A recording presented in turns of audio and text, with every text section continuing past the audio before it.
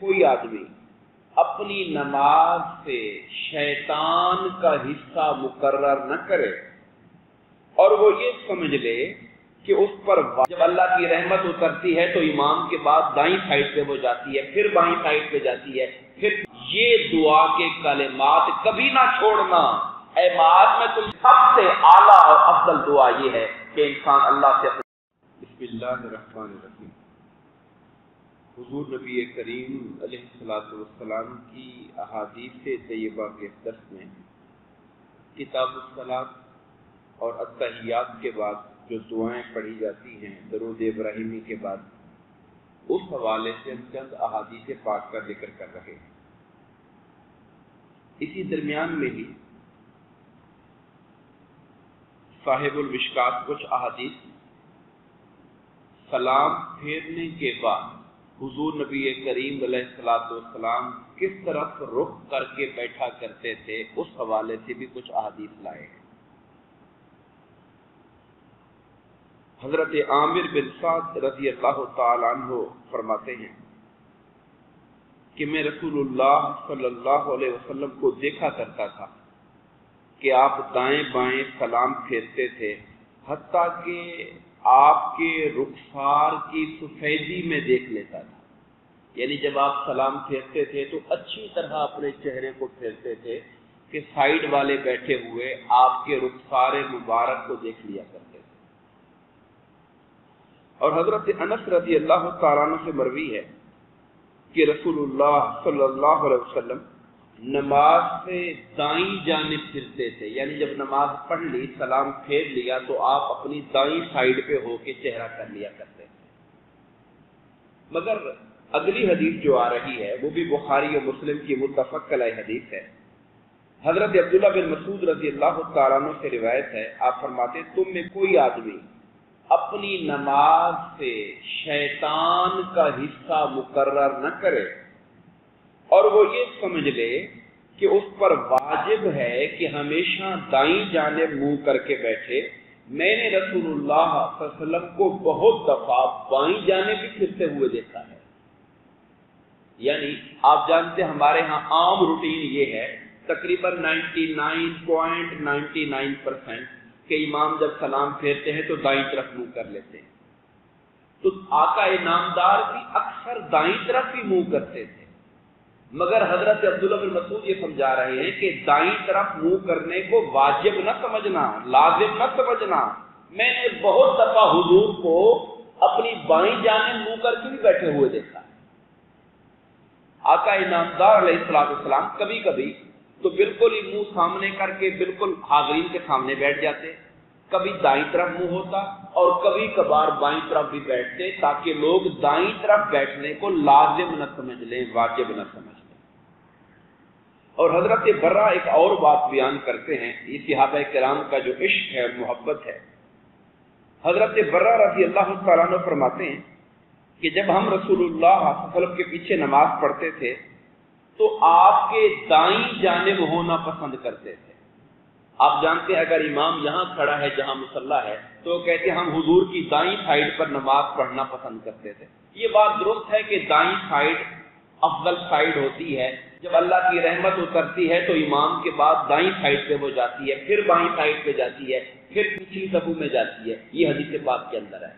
مگر حضرت برہ جو وجہ بیان کر رہے ہیں کہ میں دائیں سائیڈ پر کیوں بیٹھا کرتا تھا، ان کی ذرا وجہ سنیے۔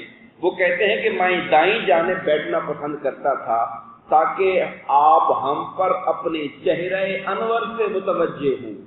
ثواب اپنی جگہ پر تھا، مگر خواہش یہ ہوتی تھی کہ حضور سلام پھیر کے ادھر منہ کر کے بیٹھیں گے تو ہم حضور کے چہرے کا دیدار کرتے رہیں گے۔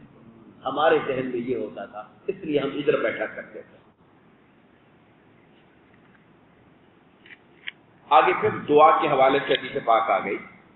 حضرت معاذ بن جبل رضی اللہ تعالیٰ عنہ سے روایت ہے، آپ فرماتے ہیں کہ رسول اللہ صلی اللہ علیہ وسلم نے میرا ہاتھ پکڑا اور فرمایا، یہ جو الفاظ ہیں میرا ہاتھ پکڑا، یہ بہت قابل غور ہے۔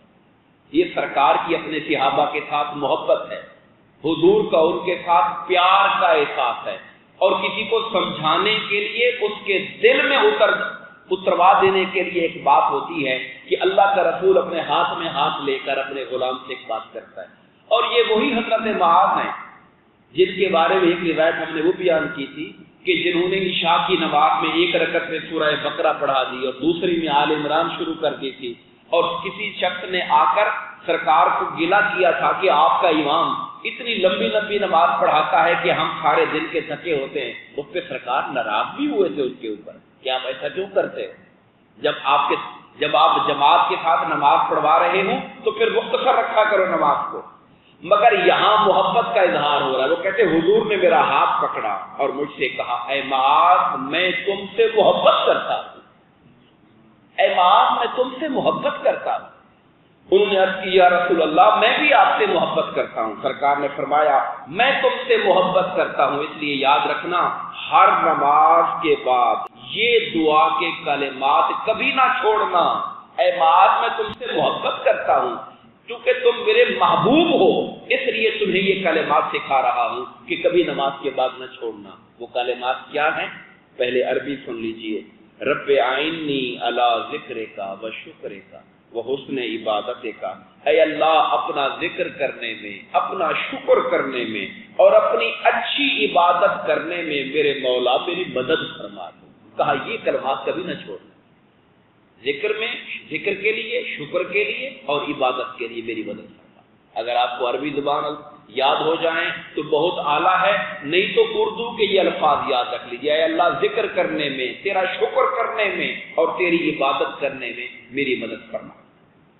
एक हदीस पाक जिस पर मैं बहुत जोर दूंगा आज के दर्स के अंदर, वो हजरत अब्बास बिन अब्दुल मुत्तलिब रज़ी अल्लाह तआला अन्हु हुजूर के चचा जान, वो आपके पास आते हैं और आके अर्ज करते हैं कि या रसूल अल्लाह अल्लिमनी शैयन, ऐ अल्लाह के रसूल आप मुझे कोई दुआ सिखाएं।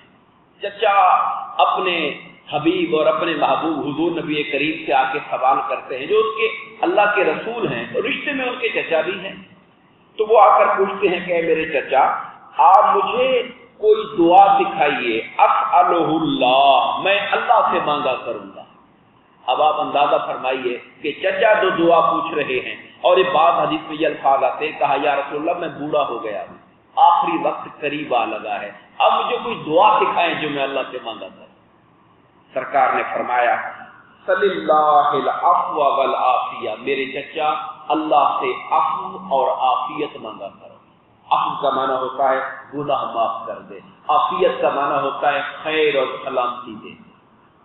और ये जो सलामती है, ये बीमारियों से सलामती, बलाओं से सलामती, परेशानियों से सलामती, ये ईमान की सलामती, दुनिया से ईमान के साथ जाने की सलामती, हर तरह की खैर आफियत इसके अंदर आ जाती है। कहा मेरे चचा अल्लाह ताला से अफ़्व और आफियत मांगा करो। वो कहते हैं कुछ दिनों बाद मैं दोबारा आया, मैंने सोचा ये छोटी सी दुआ, ये मेरा अपना ख्याल है, उनने सोचा होगा कि मुख्तसर सी दुआ हुजूर ने बताई है, कुछ और मैं मांगो, हुजूर से जाके पूछूं कि लंबी बड़ी दुआ। वो कहते कुछ दिनों बाद मैं फिर हुजूर के पास गया और मैंने कहा या रसूल अल्लाह मैं आपका चचा हूँ और बूढ़ा हो गया हूँ और मैं आपसे इल्तिजा करता हूँ कि मुझे कोई दुआ सिखाएं जो मैं अल्लाह से मांगा करूँ। हुजूर ने फरमाया या अब्बास या अम्मा रसूलुल्लाह, ऐ अब्बास ऐ रसूलुल्लाह के चचा, अल्लाह ताला से दुनिया और आखिरत में अफ़्व और आफियत ही मांगा करो, बस ये दुआ है जो मांगा करो। इस पर मुहद्दिसीन किराम कहते हैं कि अल्लाह ताला से जो दुआएं मांगी जाती हैं उनमें सबसे आला और अफजल दुआ ये है कि इंसान अल्लाह से अपने गुनाहों की माफी मांगे और हर मामले के लिए आफियत और खैर मांगा करे अल्लाह ताला, ये सबसे अफजल दुआ है। और इसी बात को फिर तिरमिज़ी शरीफ वाला अगली हदीस में लेकर आया जो मैं अर्ज कर रहा हूँ, मा सुइलल्लाहु शैयन अहब्बु इलैहि मिन युसअल आफिया, अल्लाह से जो मांगा जाता है उनमें सबसे ज्यादा पसंदीदा ये है कि अल्लाह से आफियत मांगी जाए, खैर मांगी जाए। और वो अल्फाज क्या है मांगने के? अल्लाहुम्मा इन्नी अस्अलुकल अफ़्व वल आफियता फिद दुनिया वल आखिरह। मैंने मुख्तसर कर दिया है, मेरे उस्ताद मुकर्रम तो यूं पढ़ा करते थे अल्लाहुम्मा इन्नी अस्अलुकल अफ़्व वल आफियता वल मुआफ़ातत दाइमता फिद दीन व दुनिया वल आखिरह। मगर हदीस पाक में दो लफ्ज़ आए हैं, मुख्तलिफ हदीसों में अल्फाज मुख्तलिफ आए हैं। अगर हम वो अफ़्व और आफियत को पकड़ लें اللہم انی اسألک العفو والعافیۃ فی الدنیا والآخرہ، اے اللہ میں دنیا اور آخرت میں عفو اور عافیت مانگتا ہوں۔ دعا فرمائیے اللہ تبارک و تعالی کہ ہم نے اپنے حبیب کریم علیہ السلام کی سکھائی ہوئی جو دعا ہے، یا اللہ میرے آقا کے سکھائے ہوئے الفاظ کی برکت کا صدقہ ہمیں دنیا اور آخرت میں عفو اور عافیت عطا فرما، آمین۔ وما علینا الا البلاغ۔